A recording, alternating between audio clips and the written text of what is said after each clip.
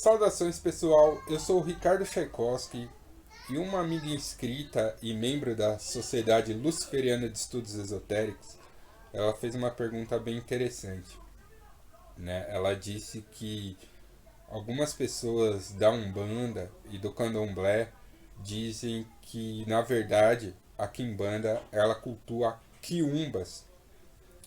E aí ela queria saber minha opinião sobre isso. Então, nós vamos bater um papo sobre isso logo depois da vinheta. Fica comigo. Até. Salve galera, tudo bom?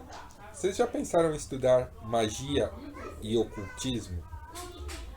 Se já e estão precisando aí de um auxílio, se vocês querem estudar aí com alguma espécie de acompanhamento, considere entrar para a Sociedade Luciferiana de Estudos Esotéricos. O link está aí na descrição.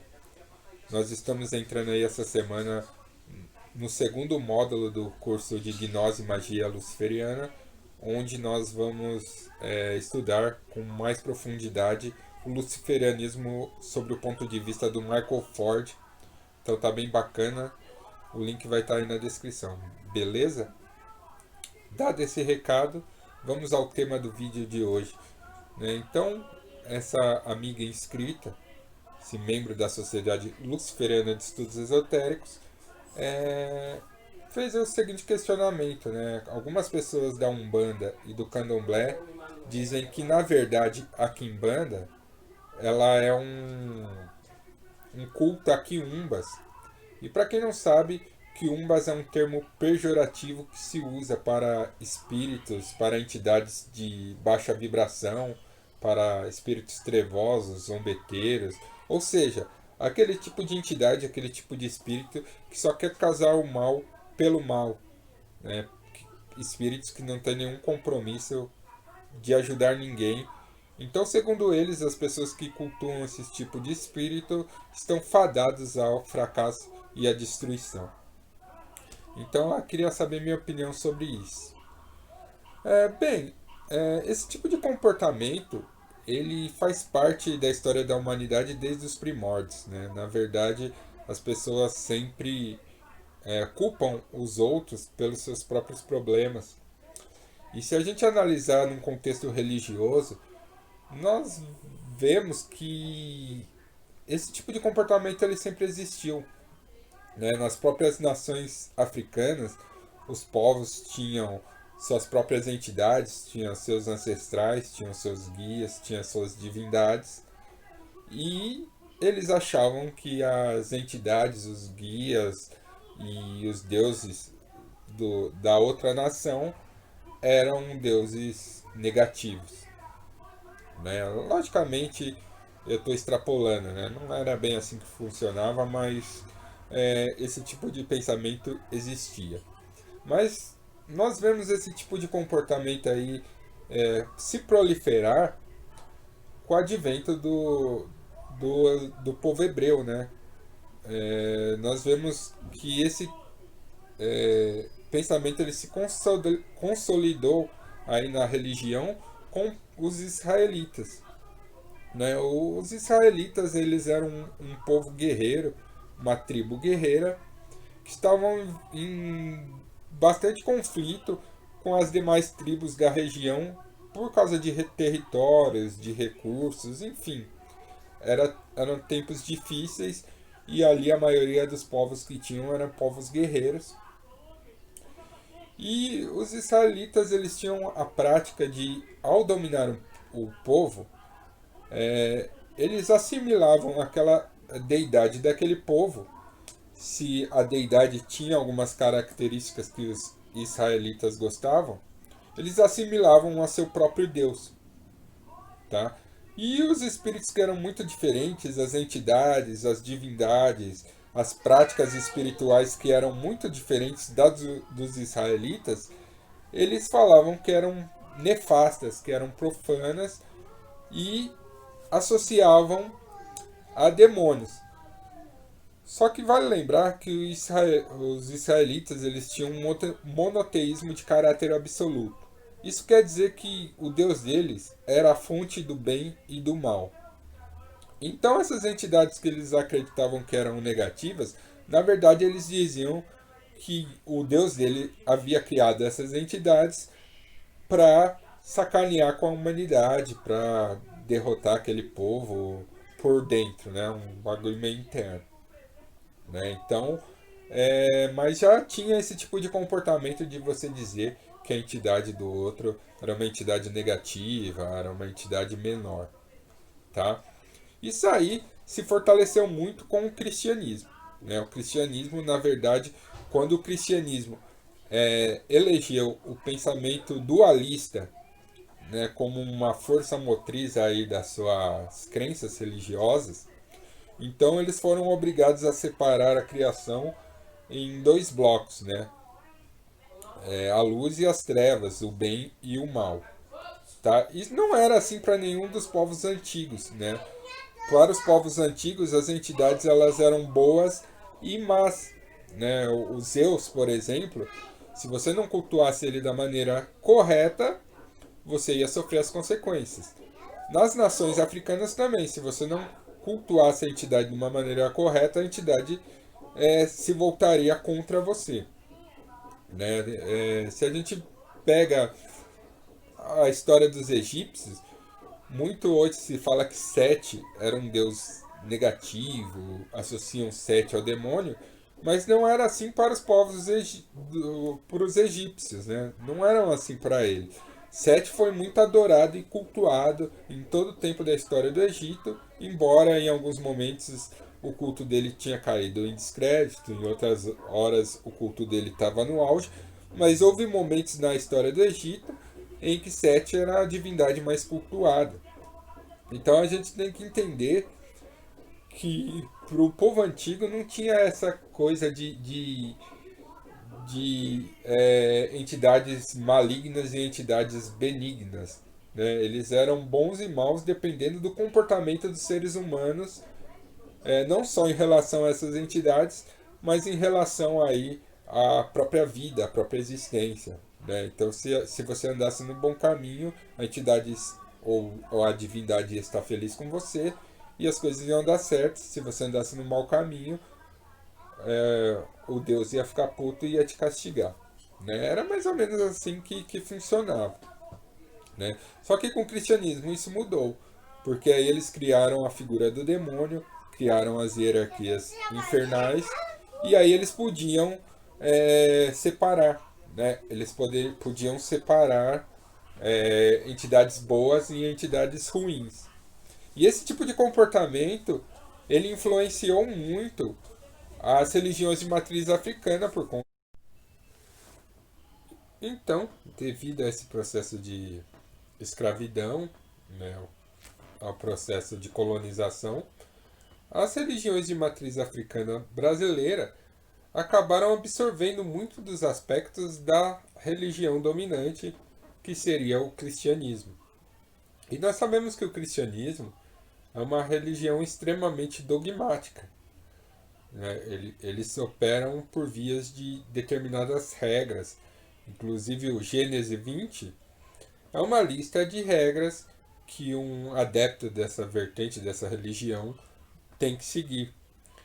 E essas religiões de matriz africana no Brasil acabaram absorvendo muito desses aspectos, inclusive a base fundamental dessas religiões, que é a moralidade, seu sistema de moralidade, a famosa moralidade judaico-cristã ou moralidade cristã, como preferem alguns. Né? Então, é, essas religiões, né, o candomblé, a umbanda, todas absorveram, em menor ou maior grau, esse sistema de moralidade judaico-cristã. Então, tudo isso que eu falei até agora formou o pano de fundo para esse tipo de comportamento que você relata, né?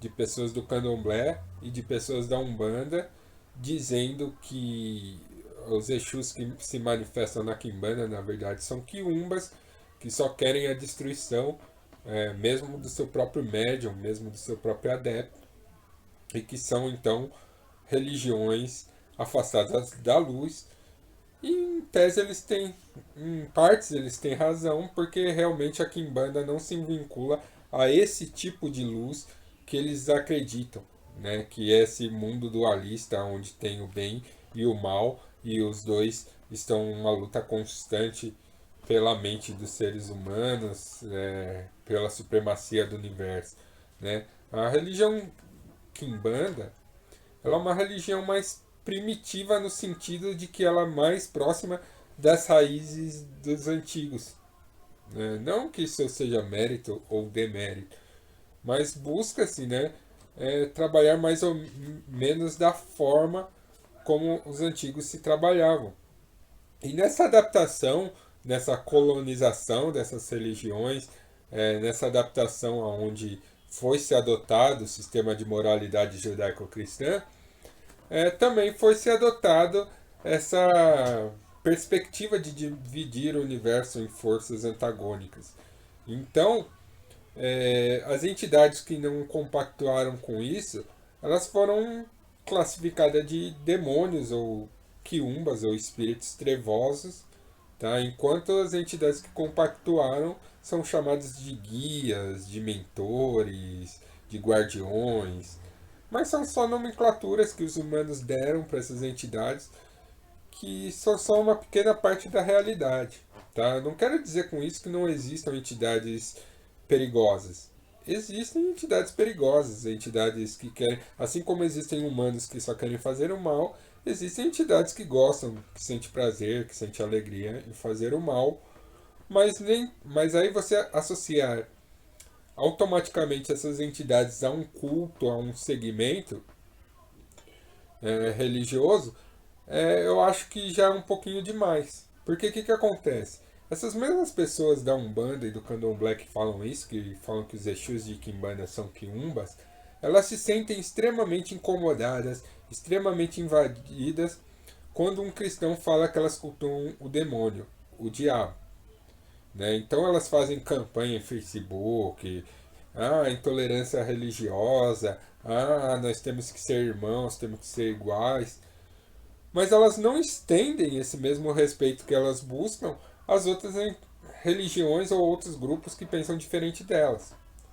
Né? Eles já classificam, eles pré-julgam, eles fazem um pré-julgamento de uma coisa que eles não conhecem e já classificam, então, os outros cultos menores que não se curvaram ante a colonização, né? Eles julgam esses cultos por ter posturas que eles não acham corretas porque não seguem aquele caderninho deles aonde que tem exatamente todas as diretrizes para você fazer. E a coisa não é bem assim, né? O mundo não é preto e branco, né? O mundo tem diversos tons cinzas. Um mundo em preto e branco é mais fácil de controlar. É por isso que as pessoas gostam muito de insistir nesse tipo de argumento, né? Porque é mais fácil você classificar as coisas quando só tem duas opções e fica mais fácil também você organizar grupos, fica mais fácil você controlar a mente das pessoas. Mas o mundo não é assim, né? Nós não somos bons e maus full time, né? Depende da ocasião. Às vezes a gente se comporta bem, às vezes mal, e nem por isso nós somos menos humanos que os outros, enfim. E isso se estende às entidades também, né? Não é porque uma entidade se comporta de determinada maneira que ela não é uma entidade de luz, né? Às vezes ela só não quer se rebaixar, ela só não quer se submeter ao sistema de moralidade judaico-cristão. Então essas pessoas que seguem, que falam isso, da Umbanda do Candomblé, é porque elas seguem a cartilha do cristianismo, porém eles não entenderam direito, né? Porque era só eles ler Mateus, né? Se eles querem usar a Bíblia como guia, leem Mateus direito, que você vai ver todas as explicações para esses tipos de comportamento que eu estou falando e como você pode curar, né? Então, Jesus em Mateus diz até, como que você quer tirar o cisco do olho do seu irmão enquanto tem uma trave no seu olho? É a pergunta que eu faço para essas pessoas, né? Eu acredito que tem espaço para todo mundo. eu acredito que não é só porque você faz alguma coisa fora da curva que você automaticamente não presta, né? Então, resumindo, quiumba é um termo usado essencialmente para se referir às entidades dos outros, né? Você nunca passa pela sua cabeça que a sua entidade seja um quiumba, é sempre a dos outros, né? O inferno são os outros. Então eu coloco essas reflexões aqui dentro de tudo que eu falei e eu diria para as pessoas que gostam da quimbanda para parar de dar ouvidos às pessoas de fora, a essas pessoas que são de outras religiões. É a mesma coisa que alguém que é de uma religião afro querer ir lá perguntar a opinião do evangélico, se as entidades dele são boazinhas. Não, o evangélico vai falar que são demônios. Então, assim, é, é a mesma coisa, né? Você vai pegar a opinião de um grupo que é contrário às coisas que você acredita, você vai ouvir o que não quer. Né? Às vezes é até bom você ouvir o que não quer, porque isso te faz pensar. Mas não que você deva se pautar aí pela opinião alheia. Siga seu caminho, siga em frente. E assim, tem quiumbas? Tem pessoas que trabalham com quiumbas? Tem. Mas eles não são exclusivos da quimbanda. Né? Existem pessoas dentro da Umbanda que estão lá chamando o quiumba de guia. Existem pessoas no candomblé que acham que trabalha com orixá e estão trabalhando com quiumba, com demônio e o caramba. Eles não têm a percepção de entender que eles estão fazendo isso, mas você percebe isso no comportamento deles. Né? Você percebe isso no comportamento e isso se reflete no estilo de vida deles. Veja bem, não estou falando que todo mundo que trabalha com Umbanda ou Candomblé trabalham com quiumbas.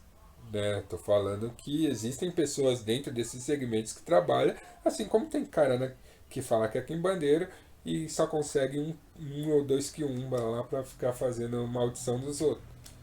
Existe também, né? Mas assim, você agora estender isso a todo um culto, a todo um monte de pessoas, isso é preconceito. Pura e simplesmente preconceito. E é disso que esses caras estão fugindo, mas na verdade eles estão colocando mais lenha na fogueira, colocando mais preconceitos, tá? Então tem que tomar muito cuidado, porque às vezes o seu discurso não condiz com as suas ações. Então é isso aí. Sou Ricardo Tchaikovsky, esse vídeo vai ficar muito longo, né? Eu vou fazer alguns cortezinhos, eu acho, para ficar mais fácil de vocês assistirem. Obrigado por acompanhar até aqui. O link da Sociedade Luciferiana de Estudos Esotéricos está na descrição. Força e honra.